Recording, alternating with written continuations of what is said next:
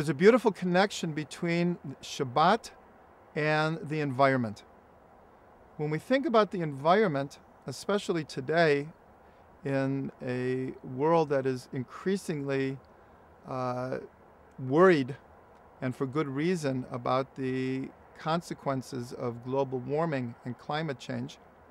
So we look at the environment as a sensitivity that man needs to have to the world that he lives in, that there needs to be an equilibrium between the forces of nature and especially man's ability to live in the world without dominating or crushing nature and taking the best of nature to use for the best of mankind.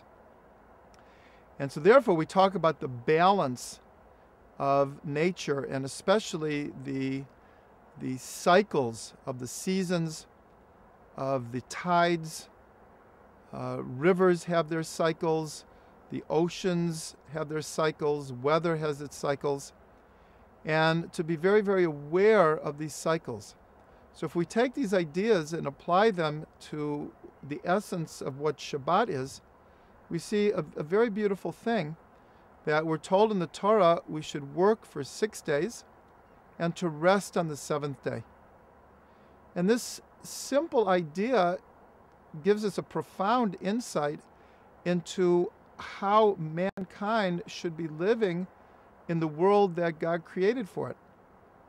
That there is a time to act and to do, but there must be rest. There must be a time that we step back from manipulating the forces of nature and all of the resources that we have, and we rest. And so this very simple idea of Shabbos is actually so connected to an attitude and a consciousness that we have to have about our environment in total. Right now, there's a tremendous worry about how many resources that we have in the world. Are we depleting them so quickly? The price of oil and commodities is skyrocketing, as is food.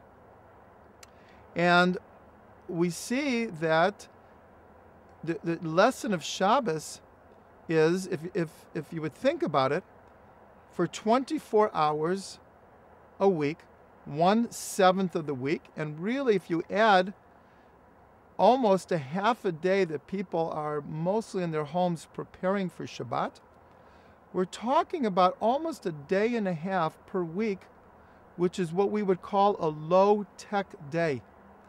That we're not traveling, we're not working, we're not abusing the environment, we're not depleting the resources, and we are stepping back and resting.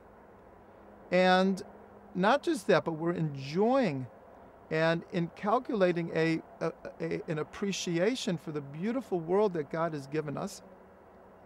There's something so special about waking up Shabbos morning, especially in Israel, and there's not so many cars on the road, and the birds are chirping, and you feel a little bit like in the Garden of Eden. You feel this idea that we are at one with nature. We're at one with the environment. And because of this constant cycle, the whole Jewish lifestyle and calendar is based on 6 days you shall work, and the 7th you shall rest. And it's week in, week out, month in, month out, year in, year out. So we get in touch with really what's a divine cycle. And that appreciation of cycles, of course, tunes us in to the cycles of nature that are all around us. The changing of the seasons and the weather and all the subtleties of the changes of the moon and the sun and the stars. We really, really come to appreciate the beautiful world that God has given us.